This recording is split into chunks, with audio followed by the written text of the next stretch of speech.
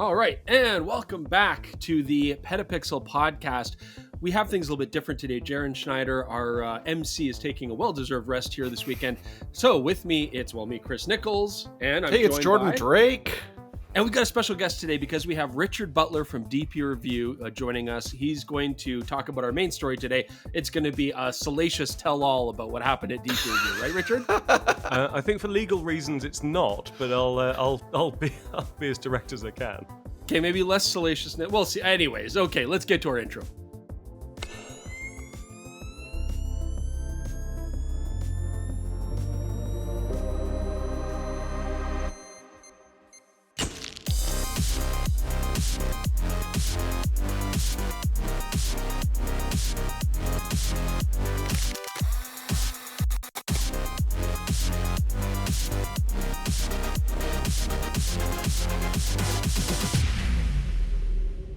So, Jordan, before we get to our news stories, I have to say, I'm enjoying the podcast. Are you enjoying the podcast? I've had a great time doing the podcast. It's a real nice break to my week.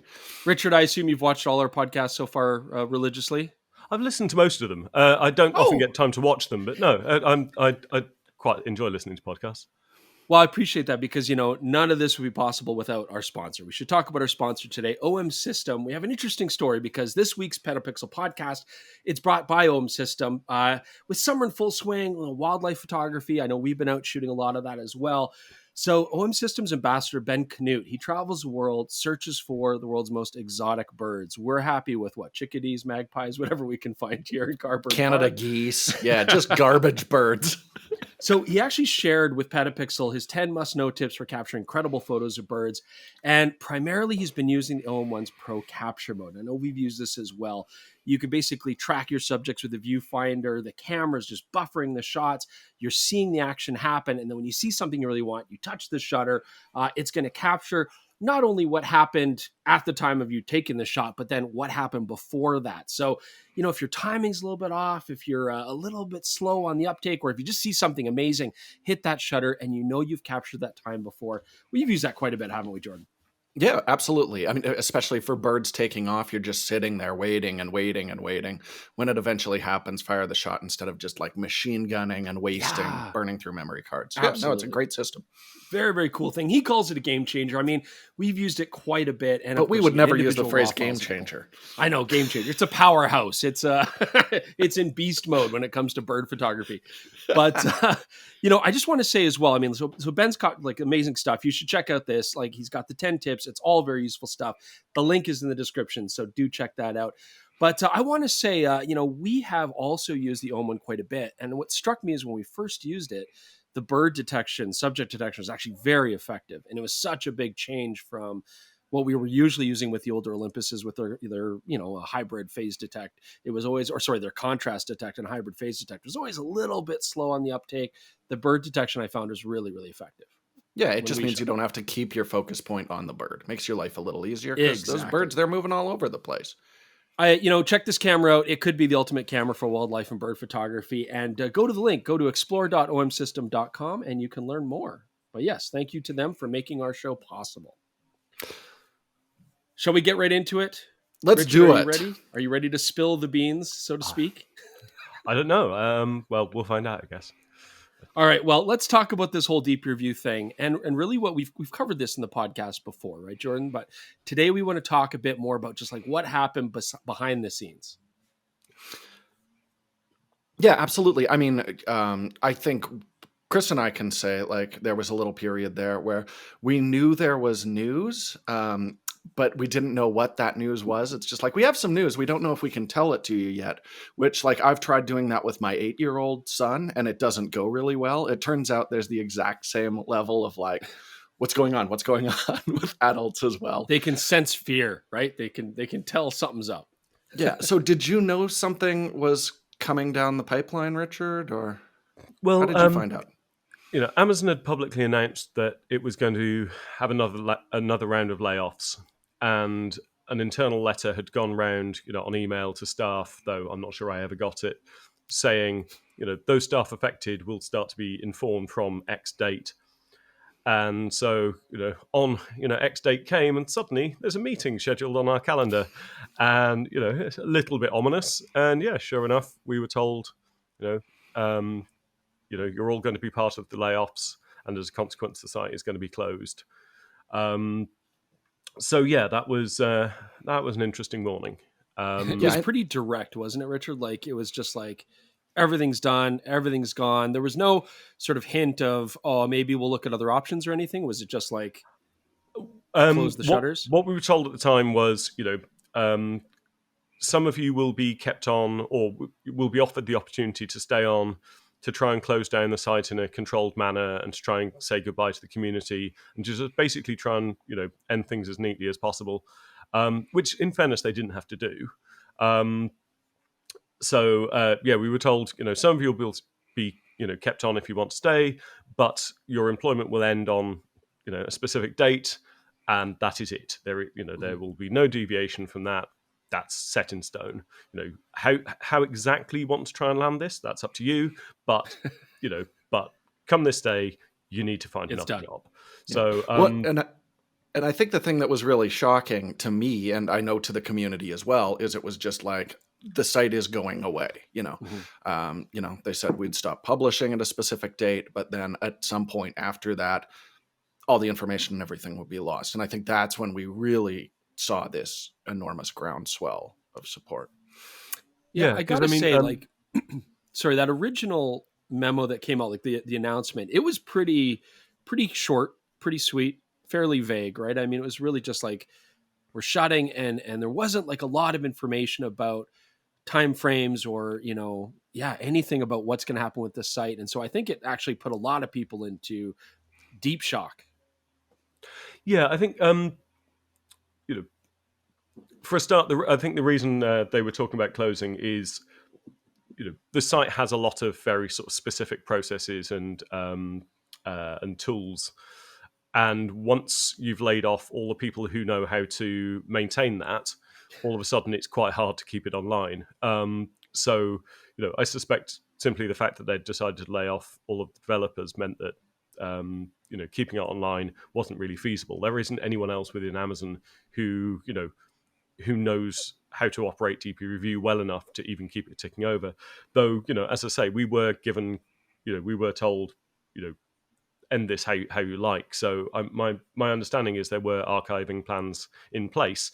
But as you can imagine, in a situation like this, exactly what's said, lots of people have opinions about what can be said, and the result is the statements end up being a little bit vague, which was a thing. No, I think like 3 paragraphs is a good amount for shutting down a site with almost 25 years history. I mean, I want to talk about this too, because like, some of the staff have been there for a year, maybe 2 years. And I'm not saying that they didn't have a hard time with that. I mean, it was tough for everybody, but for you being there so long, can we talk a little bit about how that impacted you when you found out the news, you personally? Yeah. I mean, wasn't the best day of my life, I have to say. And I found myself in this strange position of, okay, well, do you just walk away now and start looking for other work, or do you try and, see it to the end and, as I say, try and end things in as controlled and as, and as pleasant a manner as you possibly can? I mean, how do you take away something that people love in a way that they're going to be happy with? You can't. But yeah, it was a sudden realization that I've given a third of my life to this site, or to DPReview rather, and just like, well, if this is all going to come to an end, I'd like to at least try and end it on my terms. I'd like to be involved in saying goodbye to the audience, in celebrating what we'd done. But yeah, there's no easy way to do that. So it was a pretty emotional time. Hey, I mean, I remember the last few days we were able to go to Seattle pretty much right at the end, right? Say goodbye to the team, pack stuff up and whatever. And it was, it was a pretty emotional time. Hey. Yeah. I mean, one of the first things I did once, in part to sort of make it feel real to myself, one of the first things I did was wrote a draft of what the final post on the site would look like. And I don't mind saying, I by the end of it, I was in tears. I was just sitting at my laptop, just like, yep. Suddenly, this is feeling quite immediate. How do you tell an audience, oh, we're taking away the thing you love? It's and it's great that no one will read that, but it's also a shame because I thought it was like beautifully written and like a really like powerful piece of writing. And that's one thing I really want to clear up having you on the show is we weren't like, oh, it sounds like Amazon might pull the plug. Maybe we'll look for a buyer or anything like that. Like we were all told very definitively, this is when you stop publishing. The site will close shortly after that. Good luck to you all. Yeah, we were all working on content to be the last things published on DPReview. Yeah, I mean, go ahead. Yeah, I mean, one of the pieces of content we worked on together when you were down in Seattle was essentially a mini documentary looking back at the site's history. We invited a lot of former editors in, names and faces that the audience would recognize. Couldn't afford to fly Phil over, but we shot a documentary. Thankfully, we shot it, I think, the day after the news had been made public. So we invited everybody in on the proviso of, oh, we're looking back at 25 years of the site. And then I had to go, yeah, actually, we would like you to reminisce about the site's history, but slightly different tone. But yeah, to end that video, Jordan shot a sequence of me turning off the lights to the studio scene, walking away and turning out the lights to the studio, and then the door slamming behind me. And I shot it slightly awkwardly because it was me on camera, but watching the playback on the screen on the back of the camera, suddenly suddenly it sort of makes sense in your head. You see it, it's like, oh, that's the visual language of this thing's closing. Yeah. I mean, it was a beautiful moment, and it was a good project. And so now I'm curious, with Gear Patrol taking over, we'll talk about it a bit. Are these pieces of content that we may going to see the light of day? Is it going to be like a haha surprise? Like, check this out. Because I say it, I know George's shaking his head, but it's like some of the stories from the former staff coming in, right? I mean, Allison came in and Carrie came in, and it was just there's really good stories. And it's kind of a shame that those aren't going to get out, that people aren't going to see that. Well, yeah, I mean, we'd already started publishing the goodbye content. The articles looking back at the most significant cameras launched during the period we were publishing. I wrote a piece looking back at the history of the test scene being developed. I tried to do a summary of where have sensors come from and where have they got to, and we had another couple of those certainly in progress, if not necessarily complete. But yeah, there were a series of articles trying to celebrate the site's history and trying to sort of say, look, here's as much of our knowledge as we can convey, so that you're not because we're not going to be there to try and help you in the future. So here's where things stand. Here's the background so that you can still try and make an informed decision for yourself. So we're certainly going to look through those in the coming weeks and see which bits of them would still be useful if reframed in a slightly more positive light instead of it's like an alternate history version of it. Yeah, we just have to take the phrase "that's all, folks" off the end of them, and then there should be just do like a what could have happened, right? Yeah. But this year is. It turns out will still be DPReview's 25th anniversary. So we may have to sort of see if we can find the raw footage of that documentary and just cut out all the bits where everyone's in floods of tears. Can you speak about the process finding out that DPReview is not closing? What was that like? That's actually one area I can't go into detail, in part because it was all happening many levels above my pay grade. Right. The message did come down. Yeah, I know we've told you to stop, and you've already publicly announced what day that's going to be. Could you just keep going? Which is not easy because reviews take a long time. So we stopped preparing reviews, and we'd and understandably anybody who wasn't being retained to try and close things down had even more immediate pressure to find other work, and so a lot of people quite understandably had done the sensible thing. So but that was the first hint that something might be coming, because of course the day we announced that we were closing, as well as the outpouring of support and indeed anger and frustration, there were some very public expressions of interest in buying the business, or at least investigating buying the business. So for sure. It was that's about all I know, to be honest. I can certainly say it was like 2 days before we were supposed to leave that came through. And it's like, could you guys, is there anything like lying around on a hard drive that you've still got? And I know Chris and I were just like, we got a day before we went and shot a documentary that'll be coming out in the future for PetaPixel. But we're like, I guess we could go knock out a couple sample galleries this afternoon and do one last one. But yeah, that transition was happening just as we were leaving, I remember. And we're like, what the hell is going on? Yeah. And it was strange because it just kind of kept going, right? I mean, we just were like, okay, it should be done. And the day passed, and then it's like, oh, site's still up. And then we're like, a few more days, like, oh, little video came out. Like, it's like, what's going on? Z8, Nikon Z8. Yeah. Yeah, I mean, that was an interesting one, because obviously, as well as telling all of our readers and all of our community that we were closing, we'd also emailed all of our manufacturer contacts and said, yeah, okay, well, we're going to be sending all your stuff back. Don't worry, it's all safe, but we'll, it's going to take us a while to put it all back in boxes and get it, because, we've lost all the lens caps. All the hot shoe covers are all over Seattle. What's a hot shoe cover? I don't think I've ever seen one. I probably stole them all to replace the ones that we lost on all the kit that we got sent. That's probably what happened. Yeah, why do they all say Sony on them? So we're in an interesting position of having to say to manufacturers, look, I know we said we were closing on April 10th, but if you've got anything coming up, could you let us know? We might still be interested. Wow. And I would like to say thank you to all of the contacts and manufacturers who continue to support us through that period where, frankly, we weren't able to give them all the clarity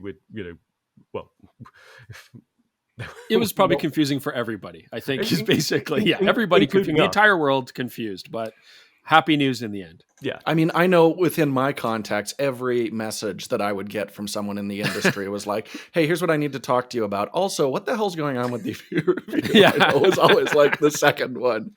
There was a lot of confusion there. I mean, it's funny. It's kind of like with the gear and everything like that, like going back to an ex's place to get all of the stuff that you left at their house. And then like, you know what, maybe we'll give this one more try. You know what, just stay, leave, drop the boxes, stay for a second. Turns out I miss you. Yeah. What's in the future now going forward? Well, to be honest, that too is unclear. Today marks 1 week of us being owned by Gear Patrol. So we're still very much in that phase of sort of, us getting to know them getting to know us. In the immediate term, it's the DPReview team coming together and trying to address the backlog of cameras that have been launched since we thought we were going to be closed. Trying to work out, trying to prioritize those, trying to see which we can get in. At some point, we're going to have to move the studio scene from its current location to a new office. So that's going to put it out of action. That'll be fun. Oh, yeah, I've done it before, and it's it's a certain kind of fun, I believe. I believe sort of skiers and so forth have various, categories of fun, some of which are, I can smile about it now, but at the time it was terrible. Like some people like to dive into Nordic lakes naked in the middle of winter, and it's great for them, right? This is the moving equivalent of that. Polar plunge. It's incredibly just whipping heavy. yourself with spruce boughs on the back and diving in. Yeah. Huh. It's very heavy. It's very delicate, and trying to then get it aligned on the wall when all it wants to do is just fall off the wall and fall apart. But this will be an opportunity to try and sort of refresh some of the details that we've wanted to work on for a while. So we've got various plans that we haven't been able to implement before. So we there's some tweaks and testing that I'd like to implement in the coming months. But the focus at first is going to be reviews, which is well. And I saw yesterday you published the R7 review, so it looks like those are getting started rolling out now too, which is cool. Absolutely, and we published the EOS R8 test scene shots this morning. So that one's very much underway, and of course, there's Z8 and indeed Z8 as soon as as soon as we can get that done. And I've spent Nikon UK were kind enough to lend me a camera when I was over there. So yeah, I've already made a start on that. So yeah, reviews are coming. Cool. Well, like we said in our last week's cast, like we were really happy to see that photo that you guys took in the studio scene with a lot of the staff that are still going. So that was great to see. And it's nice to see a lot of the core staff are still there. And I think we should mention too, like people that don't know this, but DPReview has run for years with very, very talented, very skilled staff. I mean, you lost two that were probably the most talented, but that's fine. Devastating. I mean, be okay. But yeah, I love Carey as well, and Dan. But you ran the website on effectively a skeleton crew, right? For many, many years, very tight, very streamlined. So yeah, that last year, especially going forward, we hope that will all come together. And are you finding it quite tough? Is a lot of work, a lot of hard days? I mean, it's always, you always want to get that bit more done. You always want to get another story. You always want to get another review. You always want to get, another sample gallery out. But also it's, on a good day, it's the best job in the world. It's finding out stuff about cameras, going out and shooting them and getting to share that with a passionate audience who really care about it. That's, it's trying to push that little bit extra, especially when there's competition and there's YouTubers and there's that's always the fun part of the job. So yeah, it's going to be busy, nice. but yeah,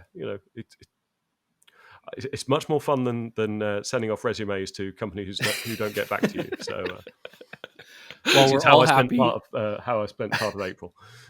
I think the entire world's happy, and it's great to see that resource stick around. So, anything else you want to throw in there before we move on? I definitely had some thoughts, and then the conversation's sort of taken an unexpected turn. I think it's worth a few things that I've seen a lot is the DPReview content going to be absorbed into the Gear Patrol website? I mean, can you speak to some of that? I know there's been a lot of talk about forums and things. Is there anything you can tell us there, Richard? Although I know there's a lot in movement. Well, please tell us the forums are continuing just as they always have. Absolutely. I mean, the community is very much part of what makes DPReview, the site it is, and nobody in their right mind would do anything to change that. Also, at the moment, we're on a completely different content management system. Gear Patrol and DPReview are very different brands. I'm not aware of there being any plans to merge the two. I think the intention is that they'll run in parallel and continue to do. I think the statement at the point of launch, which frankly knows more than I do. The statement at the point of us being bought said that the site will continue, as it has, and will continue to offer all the features it has. No need to update your bookmarks bar. No, we're certainly not going to throw away, the URL because that's got pretty good SEO at this point. Google likes dpreview.com, and so do we. But on the subject of community. I said thanks to the manufacturers for continuing to support us during the time when there wasn't a lot of clarity. I'll never know the extent to which it made a difference, but everybody who commented, absolutely everybody who contacted Amazon customer services to say, hang on, you're taking away something I really care about. If nothing else, Amazon does really care about customer feedback. And as I said, I'll never know how much role that played, but a huge thank you to everybody who was, so kind and so supportive, because, I have to assume it played a role in convincing Amazon uh, to take a different path. But even if it hadn't, during what was, the toughest point in my career, suddenly just going, oh yeah, doing a great job, but this is your end date. No takebacks. During that period, to actually find out how much the site meant to people and how important it was to people, there's always a motivation to sort of say, hang on, you've got this wrong, or, oh, I disagree with you. Which is good. It keeps us on our toes. It means we have to make sure we try and get every detail right. But there isn't much of a motivation to say, oh, I really enjoyed that. Yeah. So to see just how many, familiar names and people signing up to create accounts just to say, hey, I've been reading for years and just want to say, this is terrible, and I'm, they were not always that polite. Or like, how could you do this to me? but that meant a lot to. I know that meant a lot to all of the staff, and I have no doubt it played a role in us being where we are today. So the DPReview is not just us writing for you; it's the audience. It's the audience reading and participating and getting involved in the forums too. Awesome. Well, thanks for joining us. It's been so nice to just actually address this. So thank you, Richard.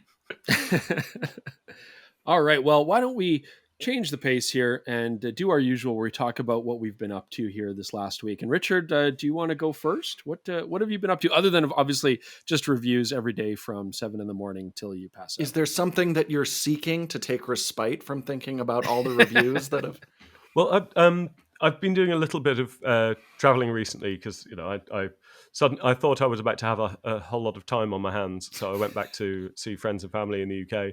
And during a lot of that time, sort of on planes and trains and so forth, I found myself listening to a load of podcasts, not just yours, I'm afraid, but It didn't exist until a few weeks ago, so you don't have to apologize. But there've been a couple of podcasts I've been really enjoying listening to.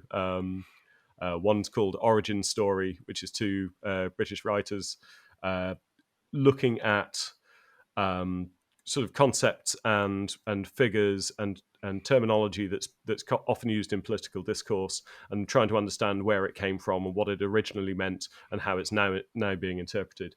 And I find that kind of stuff, really fascinating. But also they're really sort of compelling hosts. But also, there's a fun one called the Socially Distant Sports Bar, which is three Welshmen. You've mentioned that to me, not nominally talking about sport, but actually talking about almost anything except sport. And two of them are stand-up comedians. So again, the rapport and the camaraderie. In both cases, it's sort of basically like it's like being down at the pub with your friends. You feel you're part of the conversation, even though it's entirely them doing the talking. People may not know this, but Richard Butler is a huge rugby fan. Your favorite team, Richard? Oh, Gloucester Rugby. There is no other. Actually, the Seattle Seawolves are doing quite well this season. Hey, there you go. But yeah, no, Gloucester all the way. I can roll with that podcast theme. That was one thing that was in my docket, and it's something I know Chris and I, when we're traveling or something like that, like I'm kind of, you've got the DJ who handles the music on the road trip. I'm kind of that with podcasts a lot of the time. And like one that we both agree on that I think anybody who's even vaguely into movies should check out is Blank Check. Is probably my favorite podcast right now. The main idea of it is every once in a while there's these directors who early on will like have a huge hit, and then the studios just say like, look, here's a bunch of money, go make what you want. And a lot of the time that leads to absolute disasters, and a lot of the time it leads to some of the best movies ever made. So it's really interesting. And just like you said, Richard, like they're long. It's like 2.5 hours, 3 hours talking about a movie, way longer than the movie's runtime most of the time.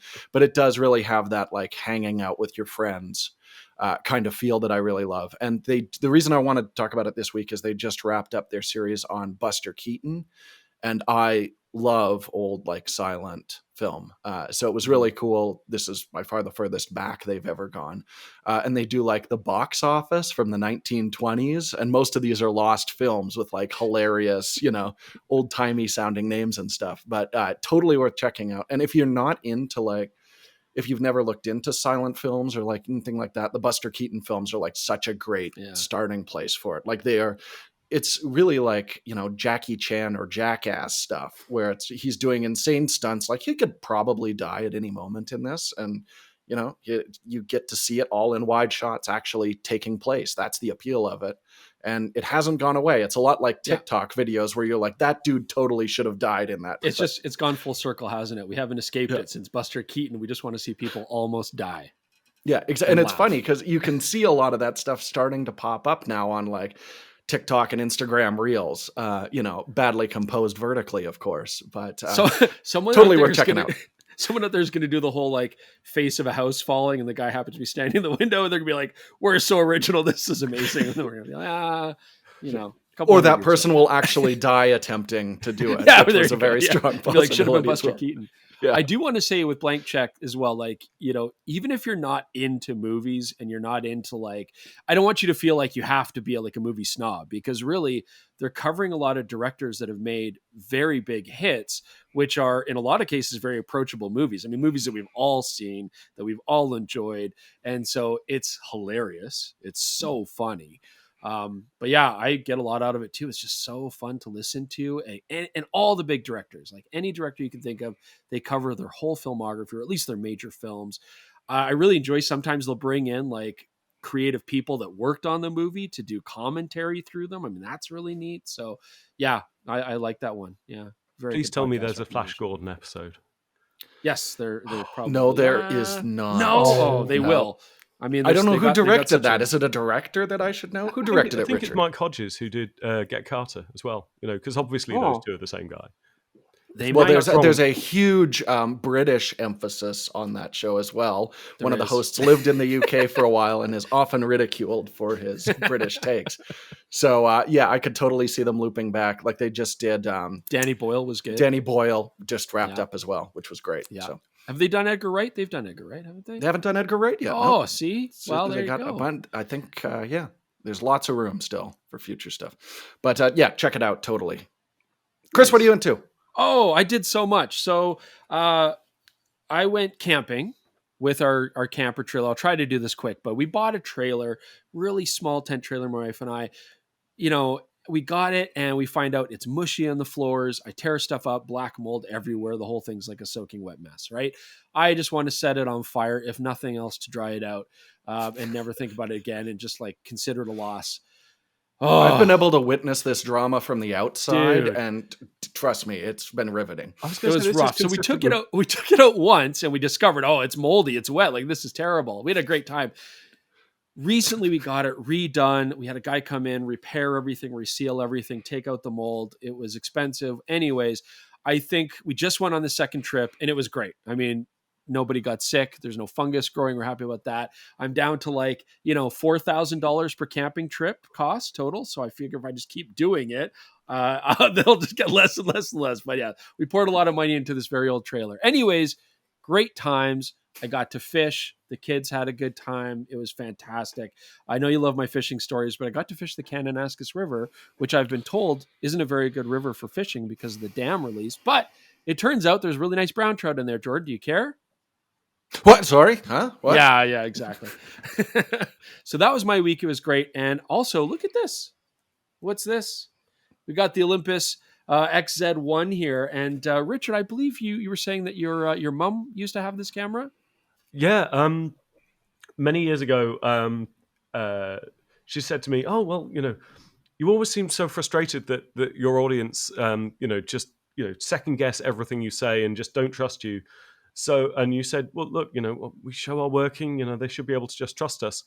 So I read one of your reviews and went out and bought the camera you recommended. Didn't ask me for any input or anything. Just read the site. I'd given the XZ1 a really positive review because I love that. I still think it's got one of the best user interfaces of any enthusiast compact. It's very nice. But she just went out and bought it just just as any other reader would, just to sort of basically hold me to my word. And thankfully she really, really loved it. So had it for years until eventually it got dropped with the lens open. So the lens broke. So don't do that, Chris. But, Okay, I won't drop so it. she's never found a camera she liked quite as much. So. Well, I'm not going to drop this one, hopefully, but I'm going to ship it off to you and your mom. And hopefully you can enjoy that. It's your mom's super cool because like these sort of old school digital point shoots have become so popular again. Hey, everybody's They're trendy. Like, yeah, she's on trend. Everybody's rocking these. Yeah. We're going to have to do a retrospective here pretty soon. Well, I do want to point out, if you haven't seen it already, not many people have, but we did a video where we went and got $100 cameras from the camera store. Chris picked that tiny gem there for $100. And I don't even remember the name of it. It was like a GoPro the Safari HD. That's what it was. The worst shoot I've ever had. So you can watch me wrestle with that, like pulling my hair out the entire time. While Chris is like, I'm having so much fun with this. It was great. Pentax KO1 was the worst shooting experience you ever had, but it was pretty close. That Safari was pretty close. I would put the Safari worst. At least the Pentax, the sound would sync with the video. I had to manually retime every word you said because it would change the frame rate depending on how much action was in the shot. It was bananas. So, Richard, anyways, can you address the worst. Can you address a big question the internet has in your, Gear Patrol's purchased us. We're moving forward. DPReview is going. Our staff are back. That shot. Why was everybody rocking like Pentax cameras? What was going on there? Explain that photo. So it was a little bit. We tried to do a picture of us all standing, standing sort of smiling for the camera, and it looked horrendous. It looked like hang on, do you have multiple? Looked like a police lineup gone horribly wrong. So these people look nothing alike. How could they all be suspects? So we thought we thought I would try and make it a bit more interesting, and thought we should each hold a camera, and so all of us went into the studio and raided the gear closets, and really just we didn't necessarily put lots of thought into it, but I think everyone gave consideration to what they picked up, and Brendan grabbed the K01, and I think really just as a nod to the Pentax fans, we've developed this reputation for disliking Pentax, whereas that's actually which is crazy. My first SLR always was Pentax. That was my way into photography.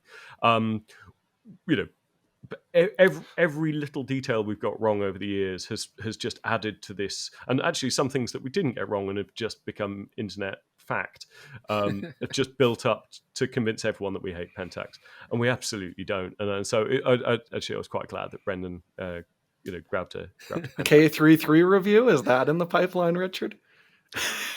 I'm absolutely not going to make any promises. We have a severe backlog. I would like to, the bike test is shot. The studio scene is shot. So much work was done, but unfortunately, the person who was writing the review left before it finished, and so it's not just although it was progressed quite a long way. The challenge of going back, picking up the camera, relearning it, working out how to interpret all the tests that have been done, we just haven't had time because, as you say, we're sort of working on fairly minimal staff for the last nearly 2 years now. So. Well, speaking of cameras that we would hopefully like to review, there's a brand new one that was just announced, Phase 1 XC. It's an expensive camera. It's a medium format travel camera, or at least that's how they're marketing it. Sorry, Chris, expensive? How expensive? Can you throw that right off the top? Basically $62,490 USD, I'm sure. So that's like $300,000 Canadian. That's a house. I don't know how many pounds, probably 10 pounds sterling. But yeah, it's a very expensive camera. Let's talk about it because the thing that really gets me here is they're saying it's travel friendly all in one. Well, I mean, it's a 645 sensor effectively. It's something. It's 50 something millimeters by 40 millimeters, which is pretty much classic 645 film size. And that's something like, I think it's 1/3 stops beyond what what The Fujifilm were doing. 4433, yeah, that Fujifilm and Pentax are So using. that's a big old sensor, but unfortunately, it's really expensive to make silicon bigger, so it's $62,000. You get what you pay for, I guess. But it's a fixed lens is what's really, and I mean, we've been saying, like, wouldn't it be cool if someone did like a fixed lens, medium format camera, like, what was the name? I'm thinking it was called the Texas Leica, Chris. What was it? Or no, that was interchangeable. That was the Mamiya. There have been like fixed lens, medium format cameras in the past. I mean, I still want my digital TLR. I'm pushing for that. I don't know. I'm pushing for somebody to make that. And I know for years, as soon as the GFX came out, everybody would love them to make a 44 by 33 sort of effectively medium format X100. And personally, I think it might make more sense to make a full frame X100 because you don't then have to have any other lenses that fit it. But no, I can see it would, they'd do that to enhance the GFX range. But this is, as I say, one step up again. So it's a beast. But it's also not an X100 or like a Q2 replacement because of the focal length, right? What is the lens? Yeah, so this has got a Rodenstock HR Diggeron 23 millimeter 5.6. So it's roughly giving you just under a 15 millimeter full frame equivalent, which is quite wide for a single lens. I mean, that being said, 150 megapixels, the idea is you can crop in, get different looking perspectives and stuff. So I guess that's the idea, but it seems a very interesting choice for one lens on a camera. Yeah, I mean, it's for landscape photography very specifically. Right. You can tell that. And we should mention as well, like most of the Phase 1 digitals, they're SLRs. Their focus system is through, a separate phase detect system. This doesn't have an optical viewfinder. So it's going to be like using a DSLR in live view kind of idea with it, which again, for landscape photography is not going to be a drawback. But you're not going to be shooting 14 mil street shots with this thing. Well, I mean, maybe we'll try it. I don't know. We'll see if we get our hands on it. Why not? I mean, but when you look at the camera, so they make an IQ4 back, on their other camera, exact same sensor, but with interchangeable lenses, right? It's got this sort of awkward looking plate mount, but you can change lenses. Here, what they looks like they've basically done is just taken that same IQ4 back and just permanently fixed this lens in the front. It does seem to take some of the bulk away. They added a sexy wood handle, which always justifies a $63,000 price point. Yeah.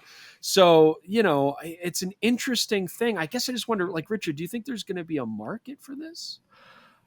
I mean, you have to assume they've done some market research and that there's a market. Given, as you say, the lens is a lens that already exists, it appears to be basically an IQ4 back that you can't detach from the camera. So R&D wise, you'd hope it wasn't going to break the bank. How many do you have to sell to make it worthwhile? How many? Or is it simply a product that just has to exist to show, hey, look, we can do this? Right. Because, at a certain point, the idea of a Halo product that just goes, look, I personally always thought the Sony RX1 cameras were purely Halo products. Even if nobody bought one, they were just a way of saying, we get photography. So who knows if it even needs to sell anyone? I'm sure they'd like to sell some. I apologize if I've in any way said that this camera is completely unnecessary. And it's only you heard it here first, folks. Not it's only 2/3 of a stop bigger than 4433 because apparently I can't remember my formats properly.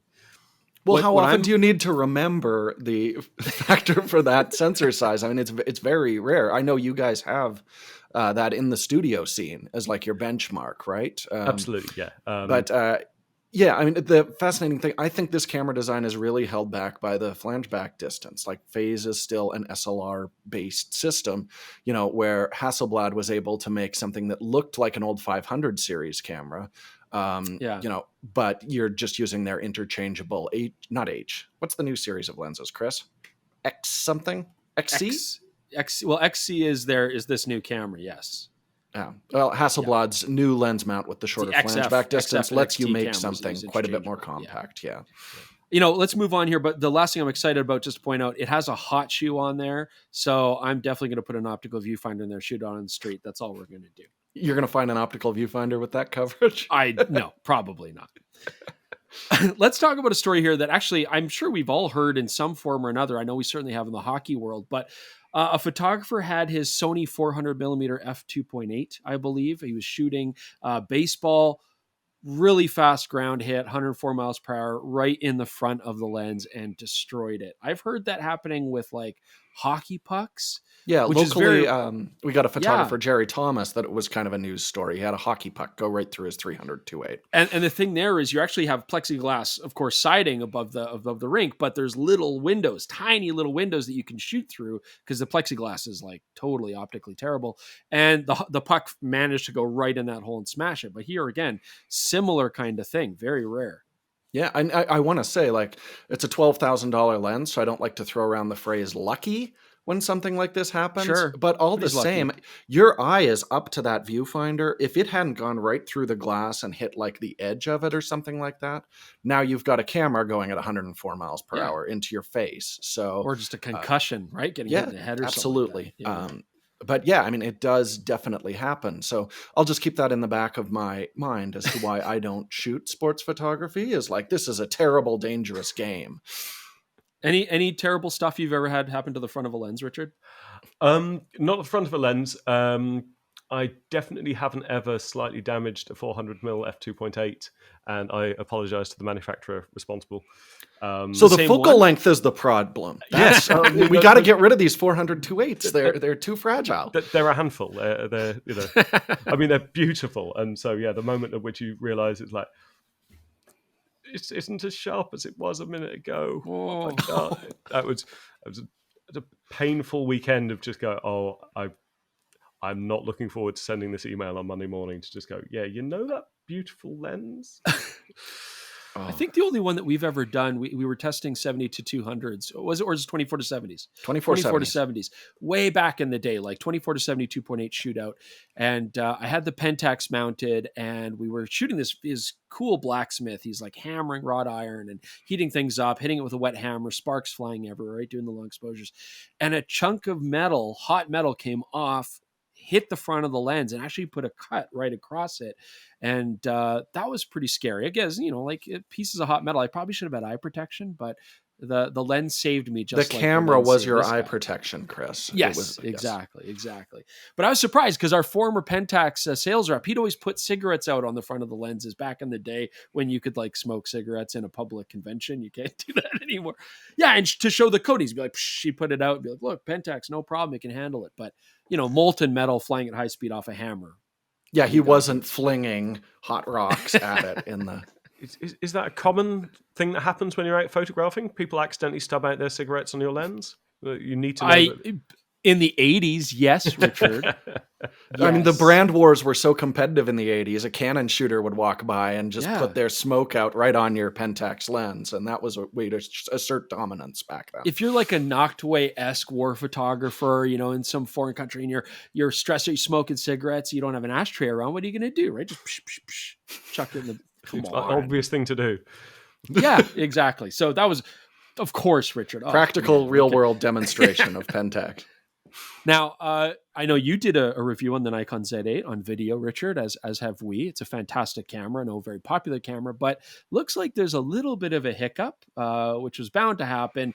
So there's a small range of serial numbers on the Nikon Z8 that have gone out that are actually being recalled because apparently you can't get your lens to mount properly. And I'm no expert, but is that important? I don't know. That reassuring click as it engages with the catch on your lens, that's the sound you want to hear, really. So it's unfortunate because that's a big product for Nikon, and you never want this sort of story. Every time there's a recall, every time there's a slight problem, because even if it only affects a tiny number of people, even if it's one tiny batch of lens mounts that have been slightly not made to spec, this will get brought up for years by fans of other brands, which is definitely a responsible and mature way of behaving. But yeah, wait, are you being sarcastic? I should imagine it's not been a happy couple of days at Nikon.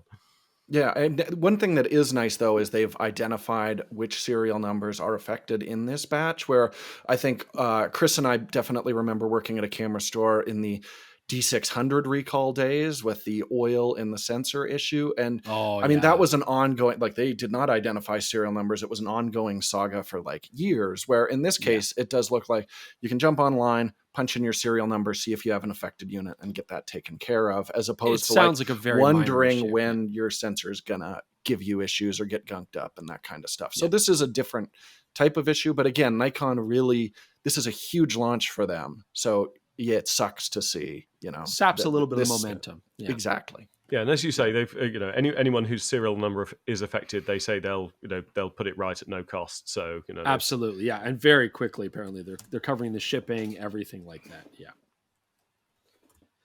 Okay, so another interesting camera, Jordan. Are you excited for stereo cameras? I mean, are you big into 3D stuff? Because apparently there's a brand new Mercury. It's all medium format today. There's a Mercury Stereo 12 medium format stereoscopic camera system, and it looks like the robot's head in Short Circuit, the Short Circuit movies. That's what I see. It's right where I go. So, Johnny Five is alive again I with the mean, I Mercury think Stereo 12. there is still, this audience for 3D. Like I remember going out and visiting our mutual friend Don Com, who's like a macro photographer Yeah. who likes really messing around with 3D stuff. If you buy his book, it comes with the old timey goggles. Not goggles like the little paper 3D You have to, glasses. yeah. There's definitely people who are interested in that, and you can do some interesting, like there's certain types of photography where it can actually be pretty compelling. The thing I like about this is it'll just accept a massive number of like lens mounts, film formats, and we didn't mention this is largely film, but you can actually put a digital back and shoot it on electronic shutter mode and create a 3D image out of it. Wild.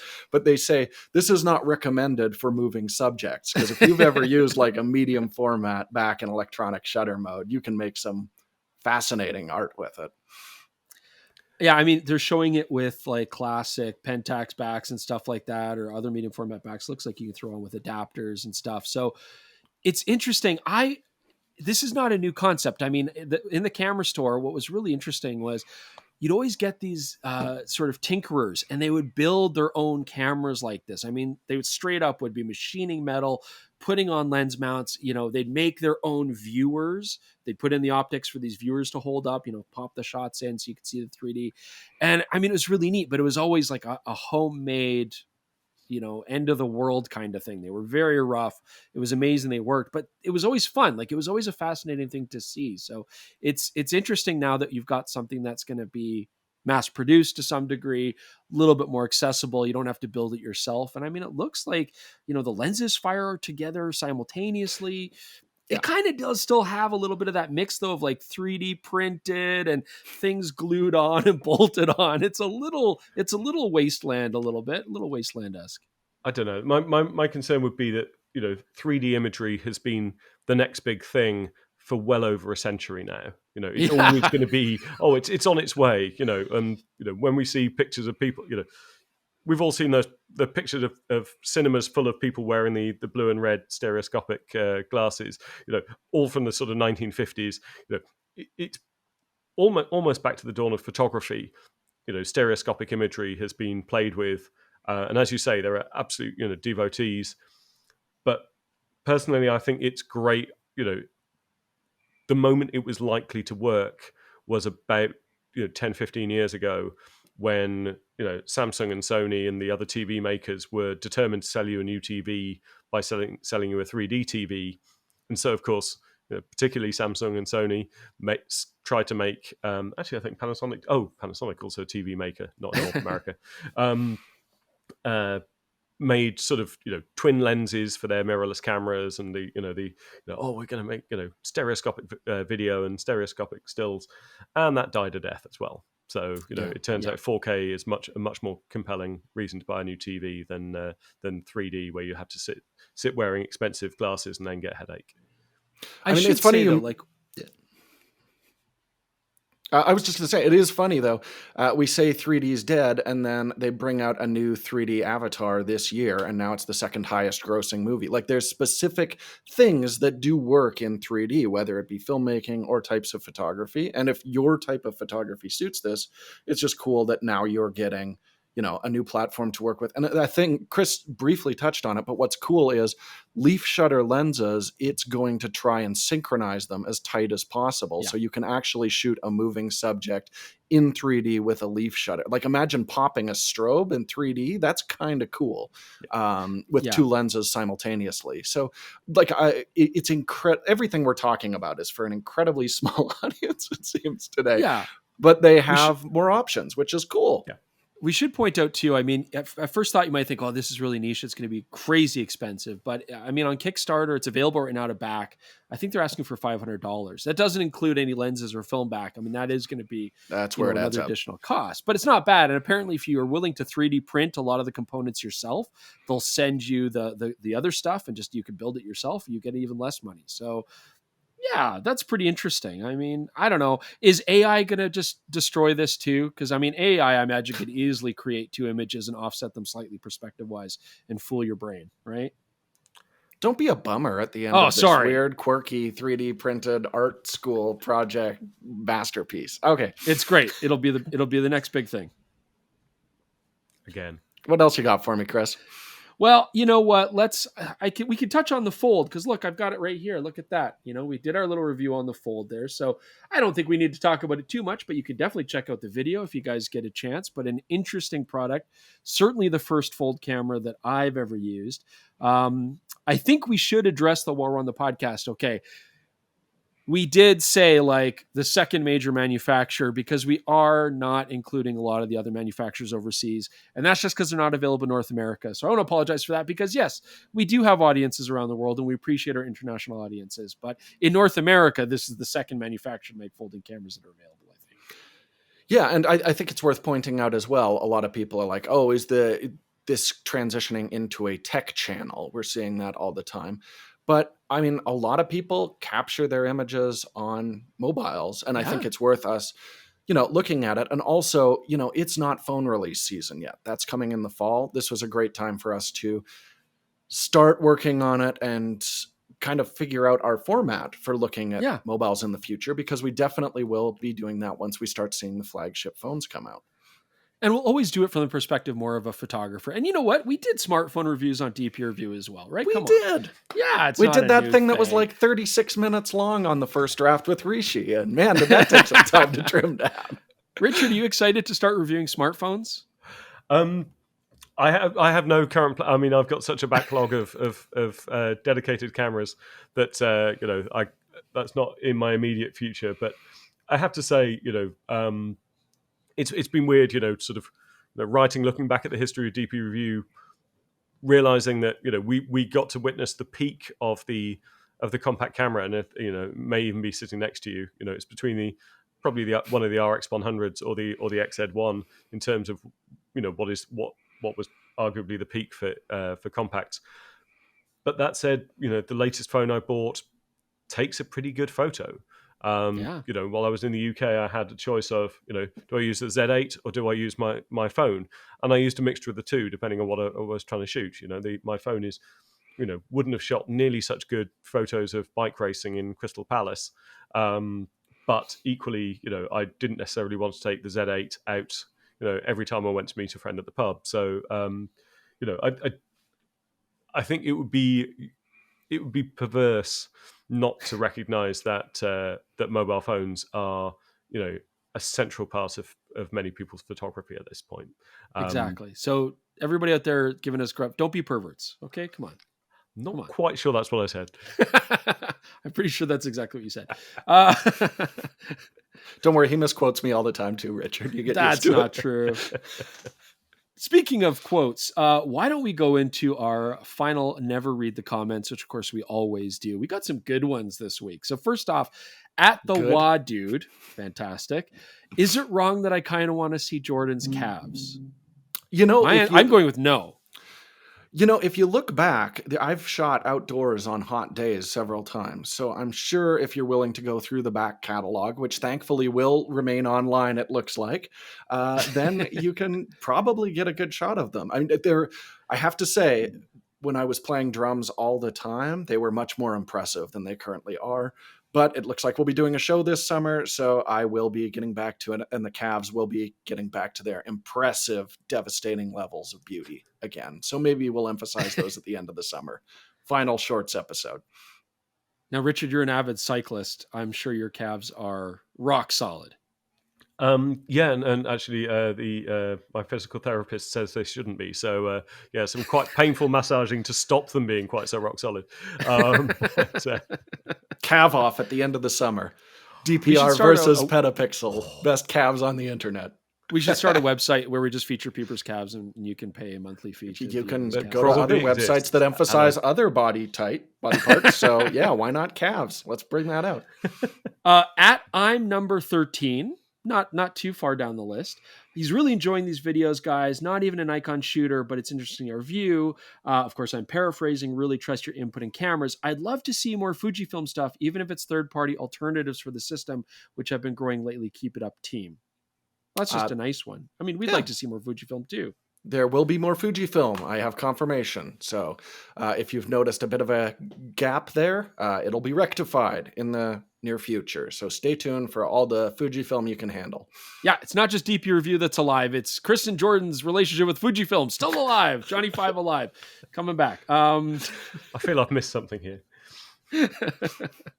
Oh, we're still back on our XS20 review. We should be doing it and stuff, but it's, there was a bit of a lull there where we weren't getting where it's all good. Everybody's good. Everything's happy. The world is right again. That's the takeaway from this show. There's a comment here. I read this one personally before too. At Atta Otto. I'm going with that. Again, really enjoys our work. We appreciate that. We do, we do read these comments. Really appreciate when you guys say nice things about the work and that you're enjoying that we're on there. They have a question, not sure if it's an easy one to answer, but maybe we have some tips. A lot of the time you get these comments where people say they're going to ditch their current camera for a new one. Yes, I mean, that's kind of the nature of our business. Usually the one you're reviewing in your new product videos. I was wondering if you could talk a bit about the used camera market, where it's preferable to take, not so old cameras, sell them, get a good value for it, upgrade. I think that would be worthwhile. I mean, there is a lot of used cameras still in the market, hey?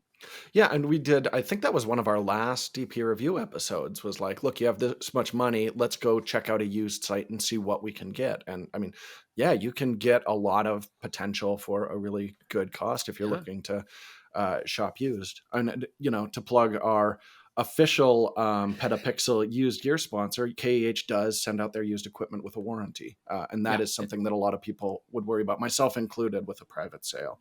So that's a nice option. But of course, you can save a lot more money if you're willing to take a risk. That's the trade-off. I love private selling. I sell stuff on Kijiji, and I don't want to meet people.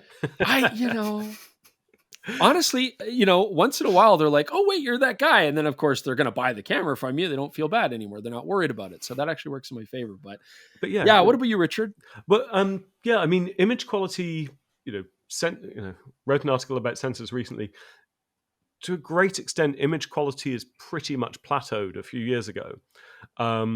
In which case, if that's your sole concern, if you don't need, and there have been tremendous advances in both autofocus and video the last couple of years. Right. But if you're not interested in video, and also you don't want those advances in autofocus, because they sort of come together, there are some really nice cameras out there that'll take great photos. A lot of brands have stuck with the same battery for a long time, so you can still get batteries for them rather than what's left of the original one. And also, of course, with most of the big brands moving across to mirrorless, there are countless DSLRs out there, and countless DSLR lenses available for them. And the prices on those are only going to be becoming more favorable. It's still a lovely way to shoot, and if that's your thing, it's a great time to pick up a really nice secondhand DSLR that maybe at the time you thought, oh, that's far too much money. All of a sudden, they are they're out there. So it's absolutely worth considering. I think it's really interesting that, we're seeing people looking at the Z8 and like, oh, how does the image quality compare to my D850? And if it was 10 years ago and you were comparing a camera from 6 years ago, you'd be like, it's night and day. The image Yeah. quality is much better with the new model. But like you said, Richard, it's plateaued. Yeah, I think a lot of people think used cameras, they always think like analog, vintage, because of course that's very popular right now, or, small point and shoots and things like that. Oh, Jordan, hi, there you are. But I think the best thing to do is, if you have any used cameras, I think we should do a video on that. I think that actually be a really good idea. So let's see if we can find time to do that. Talking about cameras that are maybe 1 or 2 generations behind that, you get a really good deal on. But if you have any used cameras that you want to get rid of, my recommendation is send them to Richard's mom. Just mail them to Richard's mom. Okay. She'll happily take them. We'll just put a P.O. box in the comments there. I should mention, if you're watching this on YouTube, my Sony ZVE1 did just overheat and it switched over to the webcam. So even if you strap an ice pack to a ZVE1, if you're doing 1080p streaming, with temperature setting to high, it will still overheat. So if that's a use case you're looking at for it, like I was, may not be the best. Thank goodness we're almost done. I'm going to combine these last two. Well, I'm going to combine these two comments together. So Owen Huisman 3438, he's saying, I can't describe how excited I am for that new Nikkor 180 to 600 lens. Oh my God, finally. And then Daphne Thomas 7299, they are asking about this same thing, this new 180 to 600 Nikkor. How does it compare optically versus the old school Nikkor 200 to 500 f5.6 AFS VR, which was a DSLR lens? The 180 to 600 is the new mirrorless lens for the Z mount. I mean, we couldn't compare them because even the sample we got was pre-pro. We weren't allowed to thoroughly test it, which is often the case with Nikon lenses. And the 2 to 5 was a great lens for SLR, but I think a lot of people, are underestimating how huge the strides have been in lens design since these mirrorless cameras came out. I'm very curious to compare them, and it looks like the camera store has a 2 to 5. Yeah. So hopefully, when we get the 180 to 6, that is a comparison I definitely want to do. To answer the weight question, if we just kind of average it out, the 180 to 600 is basically a Noct in weight. It's a little bit less with the lens collar off. It's a little bit more with lens. So we'll just average it to 1 Noct, which is 2,000 grams. If you don't know already, everybody should know. The new Nikkor 200 500 was 4.4 pounds, just over 2,400 grams. So 20% more than the 180 600. I mean, 400 grams isn't that much. So there is a weight savings going mirrorless. It's not huge, but it is there, right? And you're getting a tiny bit more wide and 100 millimeters more tele in exchange for a variable aperture. For most people, I think they'll be willing to make that compromise. Absolutely. Have you had a chance to look at that yet, Richard? I haven't, no. When shooting the Z8, because I was traveling, I certainly couldn't carry something of that size around with me. In fact, my cycling shots in the gallery we just published were only possible because Andy Westlake was kind enough to lend me a lens that he was shooting with. Otherwise, I would have been shooting bike racing with a 2470 f4, which is not actually isn't the lens of choice for that kind of photography. Not unless you can get on the track yourself. No, you can, but there's a risk that people are going to crash into you. If you watch our Z9 review, you can see Chris take that chance. All right, our last one here. At Alan, congrats. So on your head, 5273. That's very interesting. Congrats on your head, too. Yeah, well, congrats. Hey, Chris, do you think the 1435 is a good choice for real estate photography? I believe he's talking about the Canon RF 1435 f4L, which we recently chose as our favorite lens in our RF lens shootout, which you can definitely check out. Absolutely. I mean, for real estate photography, primarily you're going to be on a tripod anyways. Why not? You're going to stop down for more depth of field, so you don't really need a 2.8. You're probably going to composite shots if you're trying to, control bright outside window as well as interiors. You might shoot exposures for outside and inside and mesh them together. So tripod. The 1435 is great. It's sharp. It's affordable. It's compact. Yes, I think it'd be great for real estate photography.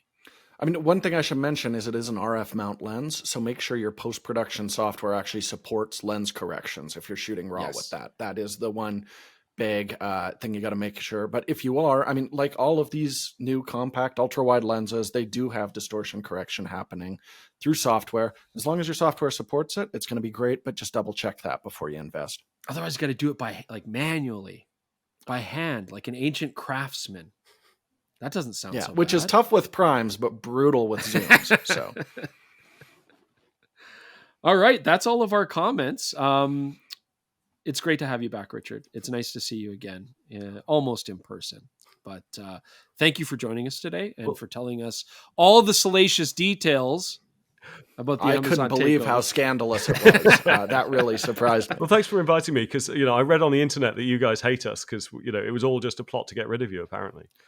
Oh yeah, that was going to be a huge segment. We were going to go through what the steps would be necessary for that conspiracy theory to actually be true, that shutting down DPReview was just Amazon's incredibly complicated way of getting rid of Chris and I, who they don't like. Oh, it was straight up faking the moon landing, right? I mean, you had to get entire groups of scientists and not just scientists, but military people, the janitorial staff, the people at the desk. Everybody has to be in on this entire conspiracy, but if anybody could do it, Amazon could. So yes, totally. And we were freelancers. They could have, just like told us we weren't getting paid anymore. And they didn't want our videos, but instead they had to inflict deep emotional trauma on an entire staff of very well-liked and capable people. And the community. But there would be a point to faking the moon landings, because it's presumably cheaper to rent a soundstage and Kubrick's day rate was nothing back then. But still, it's still cheaper than developing a rocket and flying to it, leaving the Earth's atmosphere. Whereas it literally makes no sense at all. It's like, oh well, they're growing a really successful YouTube channel. Oh, why would we want that? Let's go through, let's develop this incredibly elaborate system for getting rid of them. It just makes zero sense at all. It's amazing. I love the internet. Okay, well, Chris's computer has just stopped recording. We've lost him. This has been a great, really technically well put together episode. So everybody, good. Okay, Chris, wrap us up, because things are just collapsing here like a dying star. Yes, absolutely. See, what happens is we talked about the fake moon landings, and we talked about how we were released from Amazon, and now their hackers are in there destroying our podcast. So there's some serious stuff to this conspiracy. It is. I'm going with, it was a conspiracy. Anyways, Richard, thank you for joining us today. We had a lot of fun. It was great to see you. Thank you for not being the one in on the conspiracy to get rid of us. We really appreciate that too. And from Jordan and myself, thanks for joining us again for another PetaPixel podcast. We will see you all soon. Don't forget to rate, review, and subscribe. Please spread the word, everyone. The podcast is still new. We would love to see you tell other people if they're into photography. This might be a great listen for you. And we'll see you all again next week. Bye.